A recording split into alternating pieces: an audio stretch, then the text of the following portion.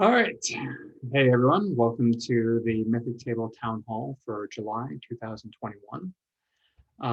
So we've got quite a few things to go over today. Actually, not as much as usual, but we will get right into it. Let's see here. Okay.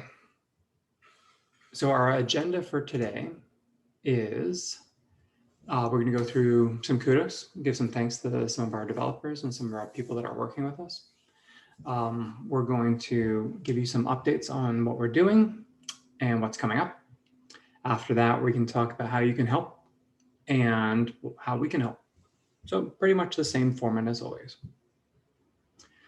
So for kudos this month, we would like to thank Logan and Keith for their continuing development efforts, which has been fantastic.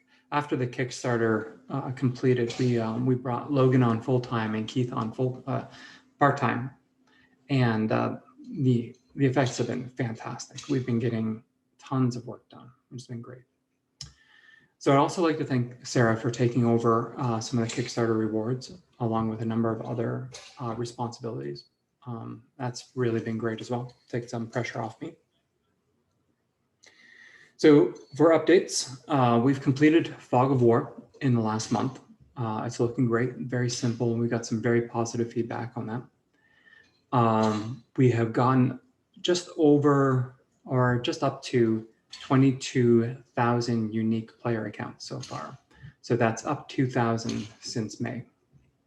And we've gained 7 new patrons.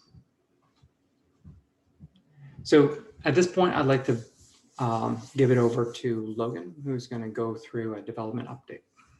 Logan?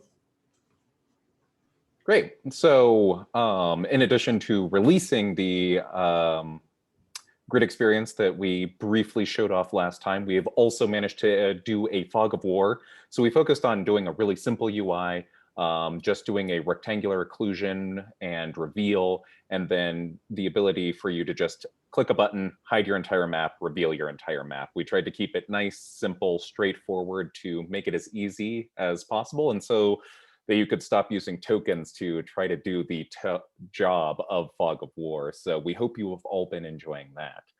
Additionally, right now, we're currently working on the GM controls. We're focusing on making them highly customizable so that you can make them work the way that you want. If you don't want to use them, though, you will not feel any difference when you boot it up compared to when you have them and when you didn't. But what they'll allow you to do is pass over the control of the grid options, the Fog of War, as well as the ability to move players around on different maps, as well as just your ability to interact with a few different things like removing other tokens when you just need to clear the space and things like that. So we're pretty excited for where that's going. And we're really excited that it's going to be completely dynamic. You can choose who is a GM, who are the GMs, because we know that some of you have plural GMs, game masters, what have you, keepers, and all of that. So what's next, Logan? So right now we're focusing on getting those GM controls going through.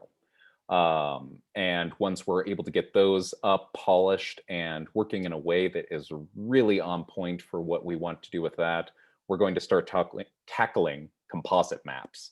And this is a really cool one because this will make it so that you don't have to just rely on that one image or your Photoshop skills. Now you'll be able to take in your image, size off the grid, what have you, and then bring in another image, and then you can start sizing them off of each other. And various pieces like that. So you'll be able to have multiple images comprising your map. Great, great, great.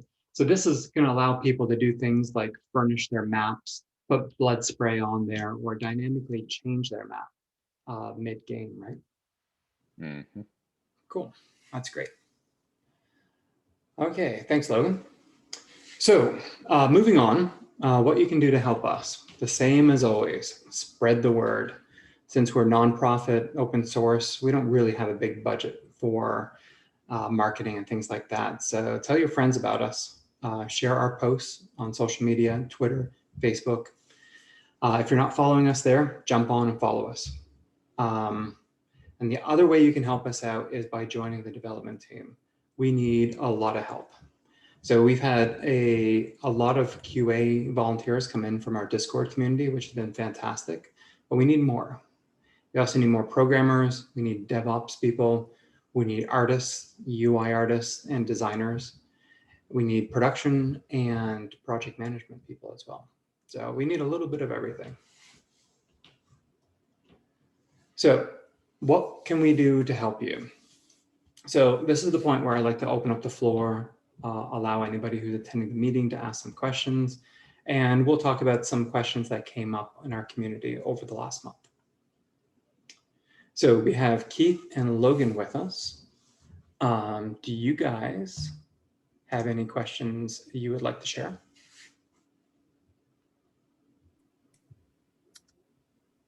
Let's see, you mentioned that Sarah was going to be taking over the Kickstarter rollout. What is that kind of looking like now? So that's a great question. It's going really well. We've been very busy with a number of things, and we've struggled with a couple of other areas. So far, the rewards for the Open Gaming Network have been applied to your accounts. If your account has the same email address as the account that you're using in the Kickstarter. We also put out a brief survey to allow you to specify a different email address, and only a few people have actually done that. So if you have specified an alternate email address, we're using that one for your OGN discounts. Our World Anvil discounts, you're going to be getting a special code. So we have 400, 500 of these to send out. We don't want to send them out by hand. So what we're going to do is we've just worked with our mail provider to find a way to easily send out these unique codes. And we're just going through the process of finishing that up. So we hope to have that done within a week.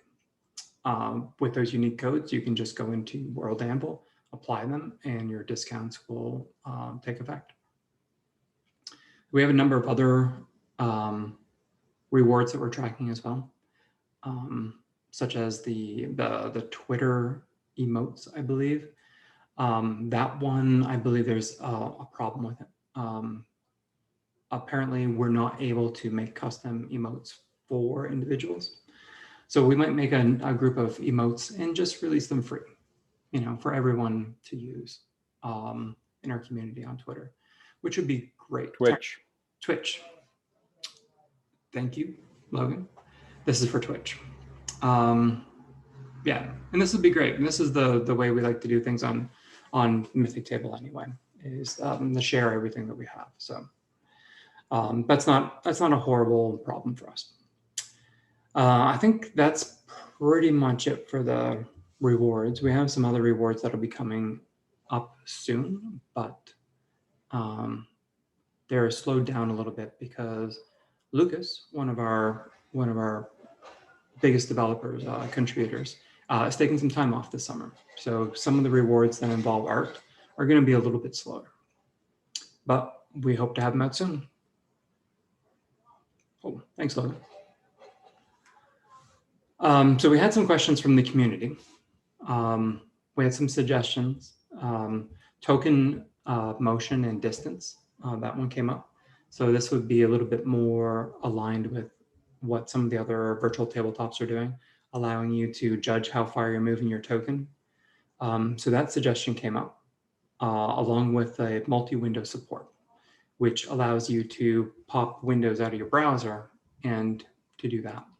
To maintain, it's really good for, say, multiple monitors. Now, the way Mythic Table works right now, you can have multiple instances of the same campaign running across as many monitors as you want. And that generally works really well.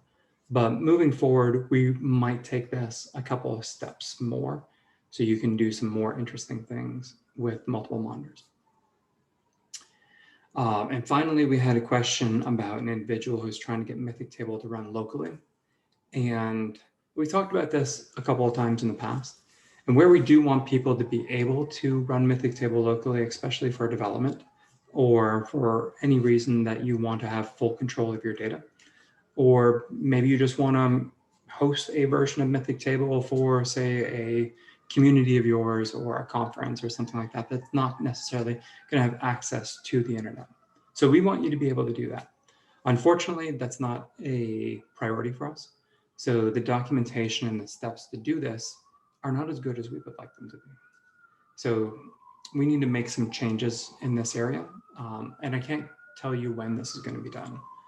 But if you're a developer and you feel really strongly about this and you want to come on board and champion this, there's room for you.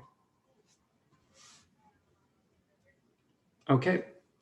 And I believe that is all we have for this town hall. All right. Thank you, everybody. And if you have any questions, comments, concerns, feel free to reach out to us. We're always available on Discord, and you can send us an email at support@mythictable.com. And we'll get back to you as soon as possible. All right. Thanks, everyone. Bye-bye.